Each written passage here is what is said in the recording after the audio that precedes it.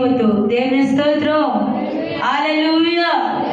నేను కొన్ని మాటలు అంటాను, మీరు వాక్యం చెప్పేటప్పుడు బాగా తిరగేసుకొని చూసుకుని వాక్యం చెప్తారా అని నన్ను ఆయన ప్రశ్న వేశాడు. ఎందుకు అన్నా అంటే కొన్ని రెఫరెన్స్ చూసుకోవాలి కదా, అందుకని హల్లెలూయా అని అన్నారు. మీకు తెలుసండి, నేను బలిపీఠం కాడ ఉండి నేను నిజం చెప్తున్నా మీతోటి, నేను చాలా కాగితాలు తీసుకుని ఇందులో పెట్టుకుంటాను.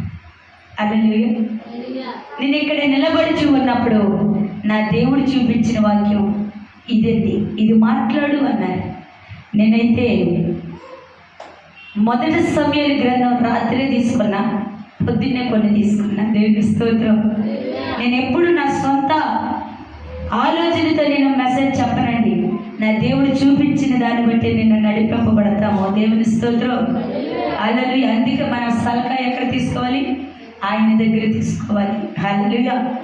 ఒక సేవకుడంట మరొకసారికి తను ఆహ్వానించారంట మెసేజ్ చెప్పడానికి. చక్కగా ఆహ్వానించి ఒక మండపాన్ని ఏర్పాటు చేసి ఆహ్వానిస్తే రాత్రంతా వాక్యం చదువుకుని బాల్ పేపర్ ఒకటి తీసుకుని చిత్తపాట్లో వెళ్ళాడంట. హల్లెలూయా. వెళ్ళాక చక్క చుట్టూరు బ్యాన్లు వేశారంట. ఆ పేపర్ తీసుకుని ఒక మాట చెప్పేసరికి ఈ బ్యాన్కి పేపర్ ఎగిరిపోయిందంట. ఏం చెప్పాలో తెలియక అదే అదే అదే అని చెప్తున్నాడంట. దేవుని స్తోత్రం. పేరు అటు ఇటు చూస్తే ఆ పేపర్ ఎక్కడికో ఎగిరిపోయిందంట.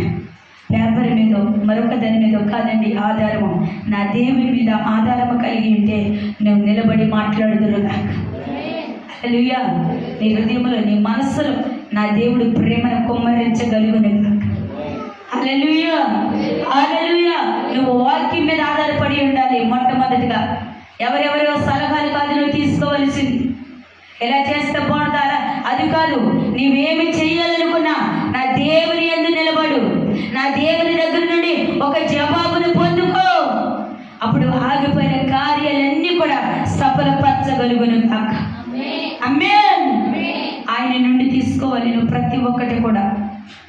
నన్ను చాలామంది అడిగారు, మీ వెనకాల ఎంతమంది బలం ఉంటుంది, మీకు ఎలా నడిపింపు వస్తుంది, ఎలా చెప్పగలుగుతారు, మీరు ఏం చదివేరి అని అడిగితే నేనేమి చదవలేదన్నా.